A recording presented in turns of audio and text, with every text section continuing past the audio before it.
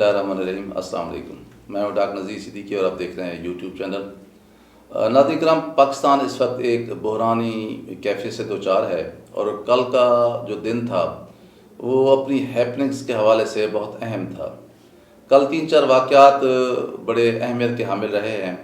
ایک تو کل نیشنل سیکیورٹی جو کمیٹی ہے اس کا اجلاس تھا پرائم منسٹر کی صدارت میں،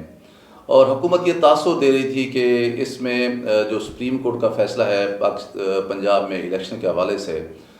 تو اس سلسلے میں نیشنل سیکیورٹی کمیٹی میں جہاں پاکستان کی ملٹری اور سویلین قیادت دونوں موجود ہوں گی، تو ایک ایسی جو ہے اعلامیہ میں 1-2 نکات ایسے ہوں گے جس سے یہ تاثر پیدا ہوگا کہ جو ملٹری قیادت ہے وہ سویلین قیادت کے ساتھ ہے، اور سپریم کورٹ نے جو بانڈ کیا ہوا ہے حکومت کو کہ ہر صورت میں 14 مئی کو الیکشن کروائے جائیں گے، تو اس اعلامیہ میں کوئی ایسی بات ضرور ہوگی جس کی وجہ سے حکومت کو ریلیف ملے گا اور یہ 14 مئی کا جو الیکشن ہے وہ مشکوک ہو جائے گا اور سپریم کورٹ کے فیصلے کے آگے جو ہے اس کا راستہ روک لیا جائے گا۔ لیکن اس میں باقی ساری چیزیں موجود ہیں۔ اس حوالے سے یہ اعلامیہ جو ہے وہ بالکل خاموش ہے۔ کچھ تجزیہ نگار یہ ضرور کہہ رہے ہیں کہ اس میں جو دہشت گردی کے خلاف ایک آپریشن شروع کیے جانے کی بات کی گئی ہے، ہو سکتا ہے کل کو اس بات کا بہانہ بنایا جائے، جواز بنایا جائے کہ کیونکہ فورسز جو ہیں اس آپریشن میں مصروف ہیں، تو فورسز کی ڈپلائمنٹ کے لیے الیکشن کو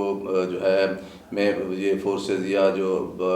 مختلف پیراملٹری فورسز ہیں یا جو رینجرز ہیں یا پولیس ہے وہ ڈیوٹی نہیں دے سکتی الیکشن میں، یہ بہانہ یا جواز کھڑا جائے حکومت کی طرف سے، تو یہ شاید اسی سلسلے کی کڑی ہو سکتی ہے۔ لیکن کیونکہ جو حکومت وقت ہوتی ہے جب وہ فیصلہ کرتی ہے کہ ہم نے آپریشن کرنا ہے دہشت گردی کے خلاف، تو لا محالہ پھر ملٹری قیادت کو بھی اس پر عمل کرنا پڑتا ہے یا ہاں میں لانا پڑتی ہے، کیونکہ یہ ان کی آئینی ضرورت ہوتی ہے۔ لیکن بہرحال حکومت جو ایک اور اس کے جو ہم نوا صحافی ہیں وہ ایک تو تاثر دے رہے تھے کہ ہر صورت میں جو ہے سپریم کورٹ کے پنجاب میں الیکشن کے حوالے سے جو ملٹری کی قیادت ہے وہ سویلین قیادت سے مل کر کوئی اعلامیہ میں کوئی بات کرے گی۔ اس حوالے سے حکومت کو بھی اور ان کے ہم نوا صحافیوں کو بھی مایوسی ہوئی ہے، اور قوم کی جو ایک خواہش ہے اس کا بہرحال خیال رکھا گیا ہے، اور یہ پی ٹی اے کی ایک لحاظ سے میں سمجھتا ہوں کہ ایک فتح ہے۔ اور دوسری جو بات ہے وہ یہ ہے کہ کل ہی پیپلز پارٹی کی کور کمیٹی کا اجلاس تھا، اور ہم یہ دیکھ رہے ہیں کہ پیپلز پارٹی جو ہے اپنے آپ کو ڈسٹینٹ کر رہی ہے۔ نون لیگ جو ہے الیکشن کے حوالے سے جو موقف ہے وہ اپنے آپ سے دور کر رہی ہے اس سے، پیپلز پارٹی جو ہے نون لیگ سے پیپلز پارٹی نے کہا ہے کہ ہم جو ہے الیکشن کا جو التوا ہے ہم اس سے اتفاق نہیں کرتے، اور نہ ہی ہم عدالتوں کے ساتھ محاذ آرائی جو چاہتے ہیں۔ تو یہ ایک ایسی بات ہے جسے لوگ کہہ رہے ہیں کہ اب زرداری صاحب کو سمجھ آ گئی ہے کہ اگر الیکشن نہ کروائے گئے اور حکومت وقت اور اس کے درمیان سپریم کورٹ کے درمیان محاذ آرائی مزید بڑھتی ہے تو اس کا نقصان جو ہے وہ پی ٹی آئی کو بھی ہوگا اور پاکستان پیپلز پارٹی کو بھی ہوگا۔ نون لیگ تو ویسے ہی چاہتی ہے کہ الیکشن بالکل نہ ہوں۔ اگر محاذ آرائی ہوتی ہے تو نون لیگ کے پاس کھونے کے لیے کچھ نہیں ہے۔ اگر کسی کا نقصان ہوگا تو سب سے زیادہ نقصان جو ہے یا تو پی ٹی آئی کا ہوگا، پھر دوسرے نمبر پر جو ہے پیپلز پارٹی کا ہوگا، جو کسی نہ کسی شکل میں اب بھی سندھ میں حکومت قائم کیے ہوئے ہے، اور پھر اگلے الیکشن کے بعد بھی اس کی حکومت سندھ میں قائم ہو سکتی ہے۔ یہی وجہ ہے کہ پیپلز پارٹی جو ہے وہ فاصلہ قائم کر رہی ہے نون لیگ سے، نئے الیکشن کے حوالے سے یا محاذ آرائی کو بڑھانے کے حوالے سے۔ یہ بھی کل کی ایک اہم ترین بات ہے۔ اور تیسری بات یہ ہے کہ کل سے ہم دیکھ رہے ہیں کہ پہلے جو ہے مریم اور زیب نے، اور پھر آج مریم نواز نے اور کچھ صحافیوں نے یہ اس بات کو بڑھاوا دیا ہے کہ چیف جسٹس آف پاکستان سے جو ہے وہ استعفیٰ لینے کی بات کی گئی ہے، ان سے مطالبہ کیا گیا ہے کہ وہ مستعفی ہو جائیں۔ حالانکہ کوئی ایسی آئینی جو ہے وہ پابندی نہیں ہے، نہ اجازت دیتا ہے کہ آپ مطالبہ کریں چیف جسٹس سے کہ وہ مستعفی ہو جائیں۔ اس کا ایک آئین میں ایک طریقہ کار موجود ہے کہ آپ کس طرح جو ہے چیف جسٹس کو ہٹا سکتے ہیں۔ تو کبھی آپ جو ہے وہ پارلیمنٹ میں ان کے خلاف قراردادیں جو ہے وہ پاس کرواتے ہیں، کبھی آپ کابینہ میں بیٹھ کر جو ہے فیصلوں کے خلاف بات کرتے ہیں، اور کبھی آپ مشترکہ اجلاس بلانے کی آپ خواہش رکھتے ہیں، اور اسی طرح جو ہے آپ نے ایک جو پروسیجر جو ہیں سپریم کورٹ کے،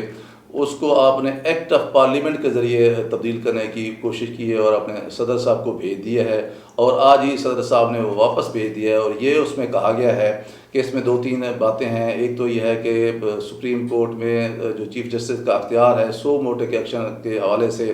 جو رولز اینڈ ریگولیشن بنائے گئے ہیں، وہ یہ اختیار جو ہے آئین پاکستان دیتا ہے سپریم کورٹ کو، اور اسی آئینی اختیار کو استعمال کرتے ہوئے کچھ جو پروسیجرز بنائے گئے ہیں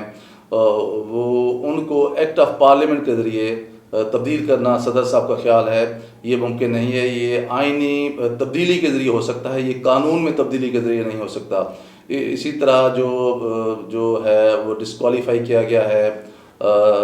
سابق وزیر اعظم میاں نواز شریف کو یا جہانگیر ترین کو، اس کی اپیل کے حوالے سے بھی کوشش کی گئی ہے۔ اور اسی طرح کراچی کو پراپرٹی ہے جس کا سپریم کورٹ نے سومٹ ایکشن لیا تھا اور اس کو ہٹانے کی بات کی گئی، اس کو ڈسمنٹل کرنے کی بات کی گئی تھی، اس کو بھی تحفظ دینے کی کوشش کی گئی جو پیپلز پارٹی کی کسی لیڈرشپ کی ملکیت ہے۔ تو ان تینوں چیزوں کو جو ہے نا اس آئینی ترمیم میں، آئینی ترمیم تو نہیں ہے، ایک ایکٹ آف پارلیمنٹ کے ذریعے جو ہے تبدیل کرنے کی کوشش کی گئی ہے۔ تو صدر صاحب نے وہ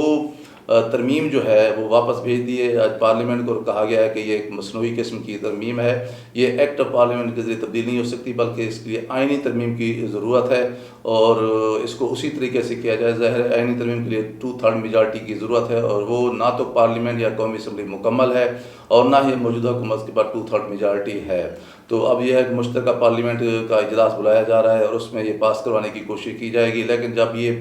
منظور ہو جائے گی تو پھر اس نے سپریم کورٹ میں چیلنج ہونا ہے اور وہاں یہ پھر ختم ہو جائے گی، کیونکہ